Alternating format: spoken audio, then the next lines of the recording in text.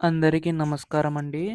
తెలంగాణ రాష్ట్ర వ్యాప్తంగా ఉన్న పెన్షన్‌దారులకు రాష్ట్ర ప్రభుత్వం శుభవార్త అయితే చెప్పిందనమాట. సో, మనకి ఈ యొక్క పెన్షన్ సంబంధి నిధులనేవైతే విడుదల చేయబోతుంది. సో, ఎప్పుడు విడుదల చేస్తారో ప్రతీదీ కూడా తెలుసుకుందామండి. ఈ వీడియోనైతే ఎక్కడా కూడా ఆపకుండా చివరి వరకు అయితే చూడండి. అయితే దీనికి సంబంధించి ఏంటంటే ఎన్నికల్లో అయితే హామీ అయితే ఇచ్చింది కదా! రాష్ట్ర ప్రభుత్వం అయితే. ఇక్కడ వృద్ధులు, వితంతులకి రూ. 4,000, దివ్యాంగులకి రూ. 6,000 చొప్పున వారి యొక్క ఖాతాలో అయితే జమ చేయబోతుందండి. అయితే దీనికి సంబంధించి నిధులు ఎప్పుడు విడుదల చేస్తారో దానిపై చాలామందికి సందేహం అయితే ఉంది. ఈ వీడియోలో మొత్తంగా తెలుసుకుందాం. అంతకంటే ముందు కొత్తగా ఎవరైనా మన ఛానెల్‌ని చూసినట్లయితే దయచేసి వెంటనే ఛానెల్‌ని అయితే సబ్స్క్రైబ్ చేసుకోండి.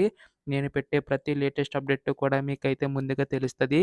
ఇంకా ఆలస్యం చేయకుండా వీడియోలోకైతే వెళ్ళిపోదాం.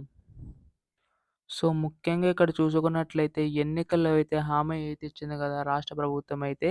ఇక్కడ మనకి ఈ యొక్క ఎన్నికల్లో సంబంధించి ఆసరా పెన్షన్ కాస్త చేయూత పెన్షన్ కింద మార్చి వృద్ధులు, వితంతులకి రూ. 4,000, దివ్యాంగులకి రూ. 6,000 చొప్పునైతే అందించబోతుందండి. అయితే దీనికి సంబంధించి ఏటా మనకి 22,000,00,00,000 నిధులు విడుదల చేసే అవకాశం ఉంది. అయితే ఇప్పటికే చాలా ఆలస్యమైంది కదా! సో, ఎప్పుడు విడుదల చేస్తారన్న దానిపై చాలామందికి సందేశం అయితే ఉంది. అయితే ఇక్కడ మనకి ముఖ్యంగా చూసుకున్నట్లయితే ఎన్నికల్లో అయితే హామీ అయితే ఇచ్చారు. ఈ యొక్క నిధులు విడుదల చేస్తారన్న దానిపై. సో, ముందుగా ఇక్కడ చూసుకున్నట్లయితే ఒక శుభవార్త కూడా చెప్పింది రాష్ట్ర ప్రభుత్వం అయితే. ఈ యొక్క పెన్షన్ సంబంధించి మీరు వేరే వేరే జిల్లాల నుంచి కూడా తీసుకునే వెసులుబాటు కల్పిస్తున్నట్లు రాష్ట్ర ప్రభుత్వం తెలపడం అయితే జరిగిందండి. సో, దీనివల్ల ఎప్పటికప్పుడు మీ పెన్షన్ మిస్ కాకుండా వెంటనే తెలుసుకోగలుగుతారు. ఇదొక శుభవార్తనే చెప్పాలి.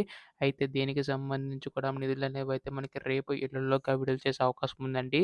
ఎప్పుడు దీనిపై అధికారిక ప్రకటన వచ్చినా మీరు ముందుగా తెలుసుకోవాలనుకుంటే దయచేసి వెంటనే ఛానెల్ అయితే సబ్స్క్రైబ్ చేసుకోండి. ధన్యవాదములు. జై హింద్.